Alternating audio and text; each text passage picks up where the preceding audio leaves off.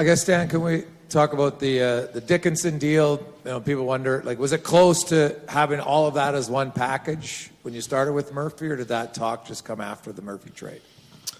Yeah, it did come up originally, but it was, I think as things moved along with the Murphy trade, it was hard to put everything together, and I think it became a time-sensitive thing to where Kyle wanted to make sure that we were able to close one deal, and then he said we can revisit this as we get going into the week. So that was how that all played out. But yeah, this was something we were hoping might be able to come together. And then after we completed the Murphy trade, we had a lot of other conversations around the league on different options, and we just kept coming back to the things that the trade would ultimately solve for us, and that's how it all came together eventually. Dickinson's role is pretty clear. I think third-line center, a guy who can play tough minutes, help out on your penalty kill. What about Doc and maybe where you see him? Is that one more of a future deal, not just about this year? Yeah, I will start with Dickinson first. I think the thing that really is impressive about his game is the fact that he takes pride in that role, and I think he's got a very clear job to do, and he embraces that. He does it very well. And I think, I've thought about this over the last few months here. I think the real important part for our team to be successful is we're trying to build a team. And we're not just trying to build a collection of players. There's a difference there. Just trying to just bring in players who individually are talented. We're trying to put together a team, and I think that's the thing that I kept coming back to leading into this week was we need some specific players that can fill some roles, and definitely think Murphy and Dickinson can do that. And then Colton Doc is the player I'm familiar with. I drafted him, and I think the part I love about Colton's game is his energy, his style of play. He's a big kid. The thing you notice about him is he's strong, he's physical, but he also has the ability to score. And in junior, he was able to put the puck in the net pretty well. So he's got an offensive mindset, but I think he understands his role very well, which is to bring some energy to the group, provide some physical play. He's got a lot of enthusiasm to his game. He's a very excitable person too. He brings a lot of energy to the group, which I think is something that we've talked about internally here. It's important to have that, to have some excitement, and the fact that he's from here, I think, is also a great story. Playing in your hometown, I would imagine, is a pretty good opportunity for him. But I think, he's just starting his NHL career. I think he's shown his first couple years pro, he really worked through the American League, and he rolled his sleeves up and got to work, and he earned his progression to the NHL, and now he's trying to establish that role in the NHL. And I think he's shown he can do it. It's now, as a young player, learning the consistency to be able to do that every night, bring an element that your coaches value, but also your team needs, and then eventually becoming, I think, looking down the road, he's a power forward type of player. I think that's something that you look around the league, I think that's what a lot of teams are looking for, especially this time of year. I think his skill set is going to match nicely. So when you look at those three players, they all have very specific identities, and they bring an element that I think our team was missing, and that's what we're most excited about. Stan, you've got $475,000 of cap space.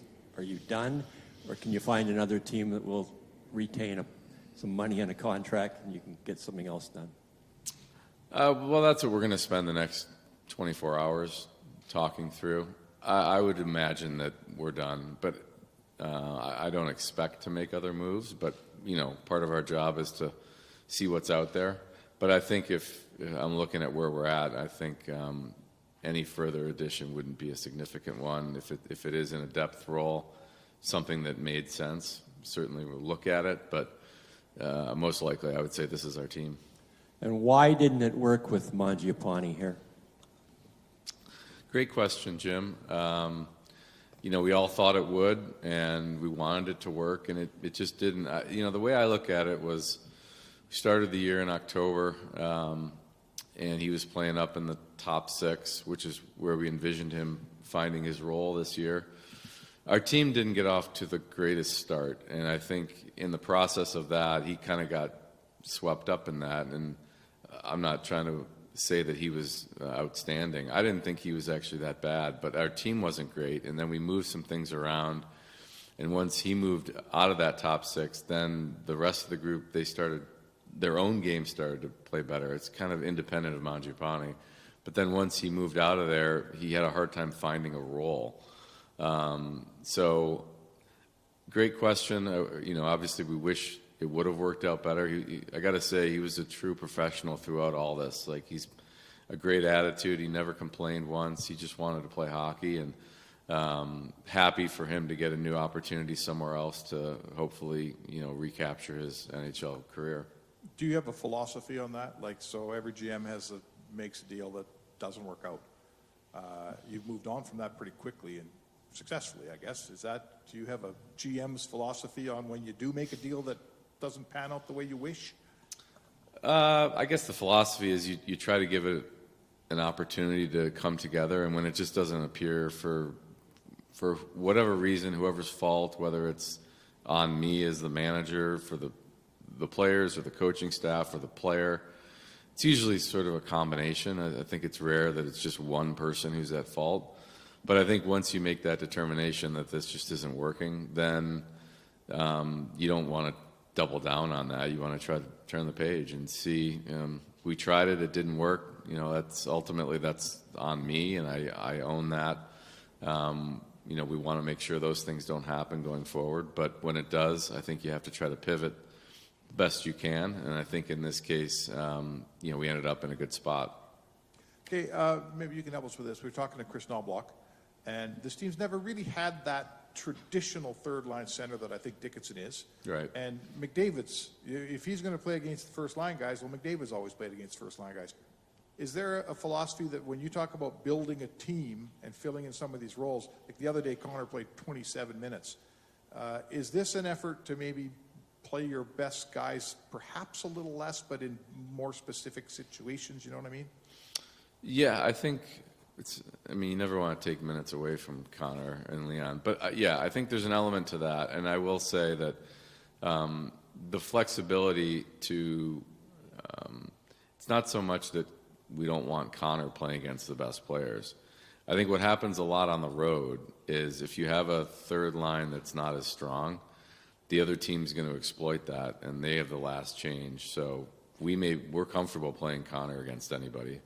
But the other team, if you have a weaker third-line center, they might choose not to play their best players against Connor and try to. But right now, it's almost like play whoever you want against whoever you want. We're comfortable with any of those lines playing against your team. So I think it gives, in particularly on the road, our coaching staff comfort knowing that you have a D-zone face-off. You've got to put your players on the ice. And maybe in the past, or maybe up until today, we always had to be careful who we deployed in those situations, and you end up ramping up the minutes too much. Now we don't have to do that. So I don't think it's going to dramatically change Connor or Leon's ice time. I think it's more the matchup. And in the playoffs, I would say that's when matchups become really important, more so than you play these teams, Carolina tomorrow, and then you have a new team on Sunday. It's a different team every night. When you play in the playoffs, same team, 7-game series, matchups really, really matter. And that's why I think now we've got 3 centers that we can put out there on the road, defensive zone, and not be holding our breath if they don't put their best players on the ice. Stan, can you give me a thought on the approach to the trade deadline this year with the Olympics, with the freeze, and then the shorter window, it seems, the shorter runway anyway, to try and make deals? A lot of people said there's a lot of players out there, but it's kind of taken a while for movement to happen. We didn't approach it too much differently. I think you're right. The spacing was different because we had that break and there was a trade embargo during the Olympics. You could still talk to teams. I don't know if we prepared any differently. I think there wasn't a lot of games between the restart from the Olympics and the deadline. You had a few games, and I think some teams were deciding are they going to sell or are they going to buy based on just a few games. So I think this deadline was also different because you've got the playoff cap and you've got no double retention. Like those are things which I think factored into more trades maybe in the past. But I think this year there's probably, I could be proven wrong tomorrow. I don't think there'll end up being as many trades, maybe quantity-wise, as there was. And it's probably due to those phenomenons. But you have to adapt. I think we knew, a week ago that we wanted to bring some players in to try to bolster areas that we thought weren't quite where they needed to be. And now, it's up to the team to find, when you have new players coming in, it's not like it's automatic plug and play. I think we've got to get them used to our group. Our coaches have to get used to them. It'll take a little bit of time, but I do think that we're positioned well now for all of that to come together and our team get going on the winning streak. Stan, what would you say to the people that would suggest, why you'd move a first-round pick instead of, you combined, basically did one trade because maybe there was an option to move Mjupani out. Obviously, you were going to have to include a pick to entice somebody to take him, but just a thought process on maybe multiple seconds as opposed to, a late first-round pick. And I think everybody in this room knows there is a difference between a top 5 overall pick and a later first-round pick. Yeah, obviously, after the Murphy trade, we had a lot of conversations about different options for us, which involved, sending Mjupani to one team, trying to get a center somewhere else, maybe getting a physical player at a different team. So when you look at sort of those, we went down the road on a number of those scenarios. And then before we did anything, we realized, we're probably going to end up paying more in total. With multiple trades, multiple picks going out. And, this is where I don't know if there's a right answer as far as what's more valuable, one first-round pick or multiple seconds and thirds over several trades. And we just felt that this solved our needs. We got players that we really liked. Ultimately, that was really where we came down on it. The value of the trade was certainly part of it, but the players that we were talking to in some of these other trades, we liked Dickinson and Doc better than those players. So we were able to put it all together in one trade, and in order to do that, you have to pay a price. And I think that I recognize that there's two sides to that. I think for where we're at right now with our organization and, trying to put the best team on the ice right now, you're going to have to pay, something has to give. And really for us, it was the future draft pick. And, I certainly like our team a lot better today than I did a week ago. You're at 48 contracts right now? Yes. Do you have to leave a potential spot open? You added a player to the NCAA last year and burned a year without totally disclosing the Cadbury secret. Are you potentially another guy that you might want to leave a spot open? That's not necessarily a reason. Having the flexibility to do that is nice.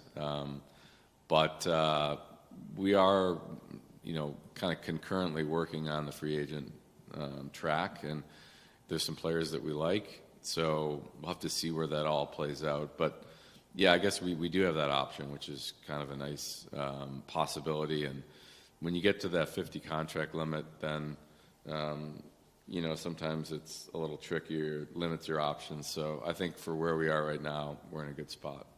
Stan, you like to pick up players in trades often with time left on their contracts. These are both theoretically rentals until they re-sign again. Is that a concern, or, it could be a short runway depending on how long you go in the playoffs? Yeah, there's two ways to look at that. I think when you have a player who has term, then you know that you've got that player. The flip side to that is, if they don't perform as you want, then you may not be excited they have term.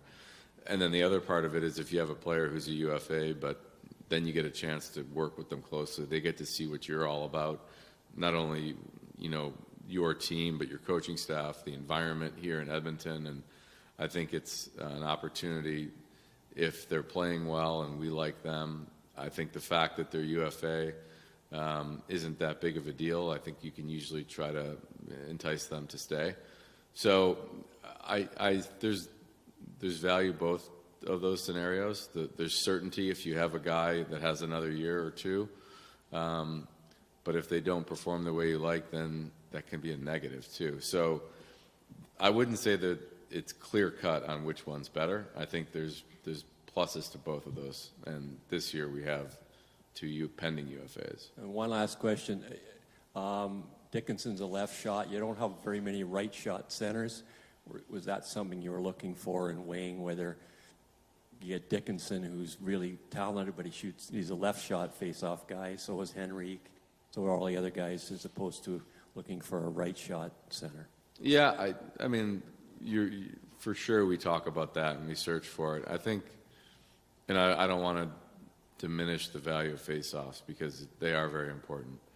But even like the best face-off guy is probably 57, 58. It's a little bit better than a 50-50.